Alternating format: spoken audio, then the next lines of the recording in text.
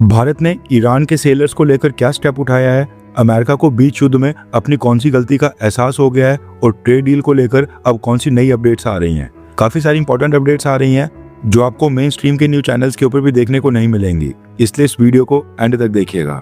आज की सबसे बड़ी अपडेट आ रही है भारत और ईरान को लेकर।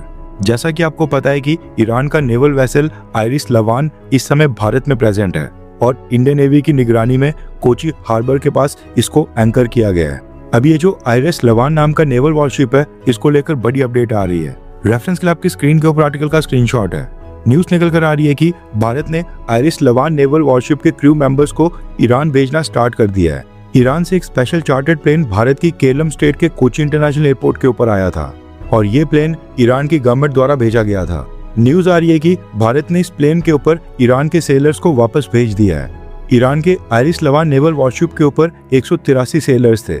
बताया जा रहा है कि सभी सेलर्स को वापस नहीं भेजा गया है और ईरान का कुछ नेवल स्टाफ पीछे भी रुका है जो आइरिस लवान नाम के इस नेवल वॉरशिप को ऑपरेट करेगा।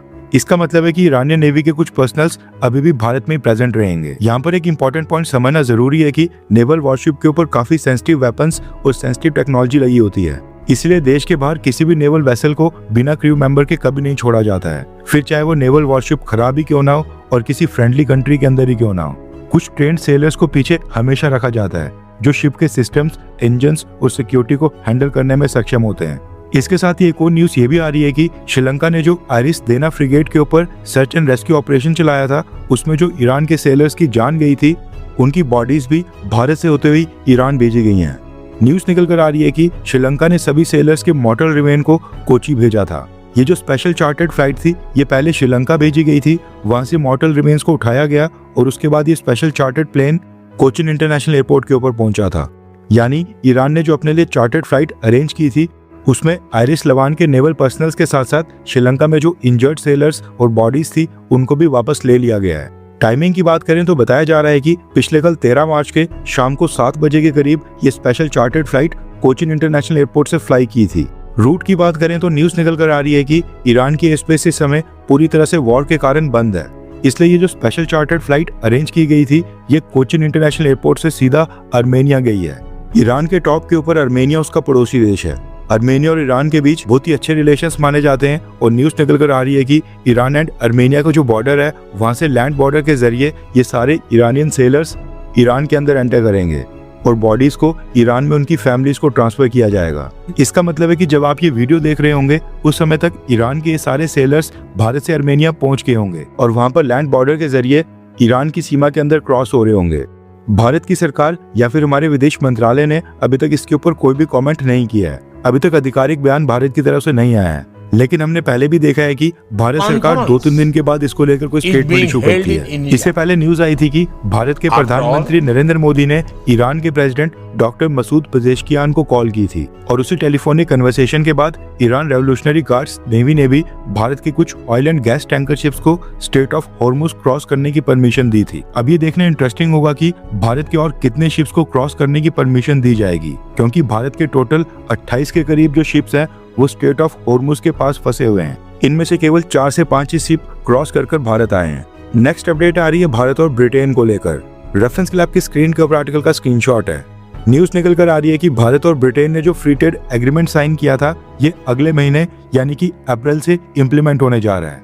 Commerce and industry minister Piyush Goyal sir ने बताया है कि India UK free trade agreement UK की पार्लियामेंट में सबसे तेजी से पास होने वाला ट्रेड एग्रीमेंट बन गया है और मिड अप्रैल से ये ट्रेड एग्रीमेंट इम्प्लीमेंट हो जाएगा, जिसके बाद भारत के एक्सपोर्टर्स को यूके की मार्केट का फ्री एक्सेस मिल जाएगा। इसके बाद नेक्स्ट अपडेट आ रही है पेट्रोल प्राइसेस को लेकर। दरअसल ईरान वॉर स्टार्ट होने के बाद और जब से मार्केट में गल्फ कंट्रीज का क्रूड ऑयल आना बंद हो गया है, उसके बाद से इंटरनेशनल मार्केट में क्रूड ऑयल की कीमतें काफी ऊपर चले गई हैं। नॉर्मली क्रूड ऑयल की कीमतें 60s या फिर 70s के आसपास रहती हैं, लेकिन वीडियो रिकॉर्ड करते समय भी आज क्रूड ऑयल $100 पर बैरल के अराउंड चल रहा था। अभी जो क्रूड ऑयल महंगा हो गया है, इसकी वजह से दुनिया के कई सारे देशों में पेट्रोल और डीजल की कीमतें भी बढ़ा दी गई हैं। जैसा कि आप स्क्रीन के ऊपर रैंकिंग देख रहे हैं, इंडियन मैट्रिक्स ने G20 देशों का डेटा कंपाइल किया है। G20 देशों की एक लिस्ट बनाई है जिसमें सभी देशों में कंपैरिजन किया गया है कि 1 फरवरी को G20 के तमाम देशों में पेट्रोल की क्या कीमतें थी और ईरान वॉर स्टार्ट होने के बाद 12 मार्च को क्या कीमतें हैं और इसमें कितना डिफरेंस है। जिस देश में सबसे ज्यादा कीमत बढ़ी है उसको ऊपर रखा गया है। और उसके अकॉर्डिंग ही सब देशों को रैंकिंग दी गई है। लिस्ट में आप साफ देख सकते हैं कि G20 में सबसे ज्यादा फ्यूल प्राइसेस बढ़े हैं अमेरिका के अंदर, ऑलमोस्ट 22%। उसके बाद कनाडा में 21% और थर्ड के ऊपर इटली में 15%। आप इस वीडियो को पॉज करके यानी कि वीडियो को रोककर आराम से देख सकते हैं कि कौन से देश ने ईरान वॉर के बाद अपनी कंट्री के अंदर पेट्रोल और डीजल की कीमतें कितनी बढ़ाई हैं। G20 देशों के अंदर टोटल 3 देश ऐसे हैं जिन्होंने पेट्रोल डीजल के प्राइसेस में कोई बदलाव नहीं किया है। ईरान वॉर से पहले जितनी कीमत थी वो आज भी है, और ये 3 देश हैं इंडोनेशिया, सऊदी अरब और भारत। केवल 3 ही ऐसे देश हैं जो दिखाता है कि अभी भी भारत सरकार देश के लोगों के ऊपर ईरान वॉर का बर्डन आने नहीं दे रही है। भारत जैसे देश के लिए डोमेस्टिक मार्केट में कीमतें ना बढ़ाना ये और भी चैलेंजिंग टास्क हो जाता है, क्योंकि भारत अपनी ऑयल रिक्वायरमेंट का लगभग 85% क्रूड ऑयल इंपोर्ट करता है। हमने महंगा क्रूड ऑयल परचेज करते हुए भी डोमेस्टिक फ्यूल प्राइसेस को स्टेबल रखा है। खास बात यह है कि ईरान वॉर स्टार्ट होने के बाद रशिया एकमात्र देश है जहां पर पेट्रोल डीजल की कीमतों में कमी आई है। 1% रशिया के अंदर दाम कम हुआ है। अब सबसे बड़ा सवाल यहाँ पर यह है कि अगर ईरान वॉर ये लंबा खींचता है और मिडिल ईस्ट से ऑयल सप्लाई इसी तरह से कई हफ्तों तक डिस्टर्ब रहती है, तो क्या भारत सरकार पेट्रोल डीजल के प्राइसेस बढ़ाती है या फिर नहीं। वैसे अभी तक मोदी सरकार ने ईरान वॉर को लेकर जिस तरह का काम किया है, जैसे इसको हैंडल किया है, क्या आप उससे संतुष्ट हैं? हाँ या फिर ना, नीचे कमेंट करके अपनी राय जरूर बताएं। नेक्स्ट अपडेट आ रही है अमेरिका और भारत के बीच साइन होने वाली ट्रेड डील को लेकर, जिसके बारे में न्यूज निकल कर आ रही है कि भारत ने इस डील को बिल्कुल साइडलाइन कर दिया है और अब ये कई महीनों तक साइन नहीं होने वाली है। रेफरेंस के लिए आपकी स्क्रीन के ऊपर आर्टिकल का स्क्रीनशॉट है। दरअसल न्यूज निकल कर आ रही है कि अमेरिका और भारत मार्च महीना खत्म होने से पहले एक इंटरिम ट्रेड डील साइन करने वाले थे, लेकिन अब ये डील साइन नहीं हो रही है क्योंकि भारत की तरफ से इस डील को होल्ड ऑफ कर दिया गया है। न्यूज निकल कर आ रही है कि भारत इस डील को साइन करने में देरी कर रहा है और इस बार जो ये डील पोस्टपोन हुई है, इसके पीछे है डोनाल्ड ट्रंप एडमिनिस्ट्रेशन की एक नई ट्रेड इन्वेस्टिगेशन, जिसके ऊपर भारत को आपत्ति हो रही है। न्यूज निकल कर आ रही है कि डोनाल्ड ट्रंप एडमिनिस्ट्रेशन ने दुनिया के 16 देशों के खिलाफ एक जांच स्टार्ट की है, जिसमें इन कंट्रीज के मैन्युफैक्चरिंग सेक्टर की इन्वेस्टिगेशन की जा रही है। ये जो 16 देश हैं, इनमें अमेरिका ने चाइना और उसके साथ साथ भारत को भी ऐड कर दिया है। अमेरिका का कहना है कि कुछ कंट्रीज अपनी फैक्ट्रीज में जरूरत से ज्यादा प्रोडक्शन कैपेसिटी बना लेती हैं एंड अमेरिका के अकॉर्डिंग कुछ कंट्रीज की फैक्ट्रीज में जो मैन्युफैक्चरिंग का स्केल और वॉल्यूम बन रहा है वो वहाँ की डोमेस्टिक डिमांड से भी कई गुना ज्यादा है, जिसकी वजह से ये एक्स्ट्रा माल इन कंट्रीज द्वारा यूएस की मार्केट में बहुत ही सस्ते रेट के ऊपर एक्सपोर्ट किया जाता है, जिससे यूएस की कंपनीज को कंपटीशन में नुकसान होता है।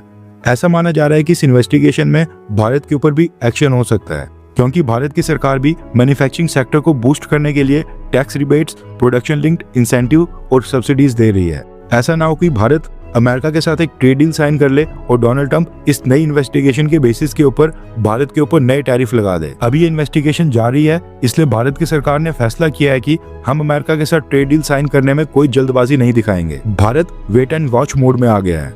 भारत के ट्रेड रिप्रेजेंटेटिव्स ने मार्च महीने के स्टार्टिंग में यूएस जाना था, लेकिन अभी तक भारत ने अपनी ट्रेड टीम वॉशिंगटन नहीं भेजी है और अभी न्यूज निकल कर आ रही है कि भारत अमेरिका की ट्रेड डील कई महीनों तक पोस्टपोन हो गई है। वैसे रीजन जो भी हो, लेकिन मैन्युफैक्चरिंग सेक्टर में इन्वेस्टिगेशन करके और उसके अंदर भारत को ऐड करना, ये साफ नजर आ रहा है कि डोनाल्ड ट्रंप एडमिनिस्ट्रेशन भारत के ऊपर नए टैरिफ लगाने के लिए बहाने ढूंढ रहा है। नेक्स्ट अपडेट आ रही है यूएस सेंट्रल कमांड को लेकर, जो कि इस समय इजराइल के साथ मिलकर ईरान के ऊपर हमले कर रही है। न्यूज निकल कर आ रही है कि ईरान वॉर के बीच यूएस सेंट्रल कमांड ने यूएस डिफेंस डिपार्टमेंट और पेंटागन से कहा है कि उनको ईरान को कंटेन करने में रिसोर्सेज की कमी हो रही है, इसलिए एडिशनल हेल्प भेजी जाए।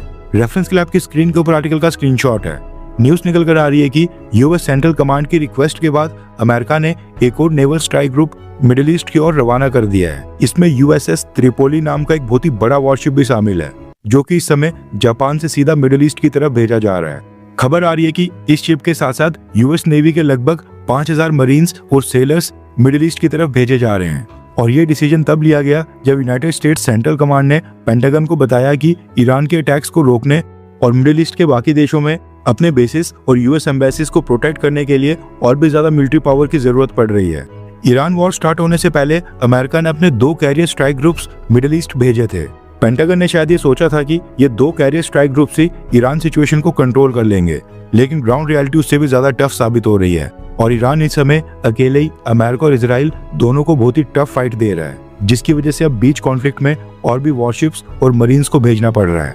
हर 24 घंटे के अंदर जियोपॉलिटिक्स में बड़े फेरबदलाव और उलटफेर हो रहे हैं और भारत के लिए नए चैलेंजेस आ रहे हैं। कोई देश अपने फैसले से पलट रहा है तो कोई देश ब्लैकमेलिंग के ऊपर उतर आया है। सभी देश एक दूसरे को नीचे लगाने की कोशिश कर रहे हैं। इन सब के बीच हमारा भारत किसी भी देश से पीछे न रह जाए, इसके लिए मोदी सरकार लगातार कोशिशें कर रही है। एंड भारत की foreign policy, defence news, economy और ग्लोबल अफेयर्स का सही एनालिसिस हमारे चैनल इंडियन अफेयर्स का मिशन है, और ये मिशन आपके सपोर्ट के बिना अधूरा है। इंडियन अफेयर्स हिंदी के ऊपर हम सभी फैक्ट्स और डेटा बिल्कुल सरल भाषा में एनालाइज करते हैं, बिना किसी एजेंडा के।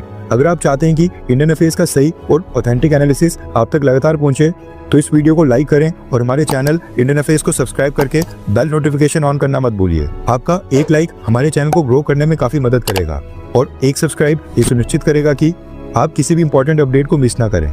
अगर आपने हमारे चैनल को पहले से सब्सक्राइब किया है तो दिल से धन्यवाद। जय हिंद, वंदे मातरम।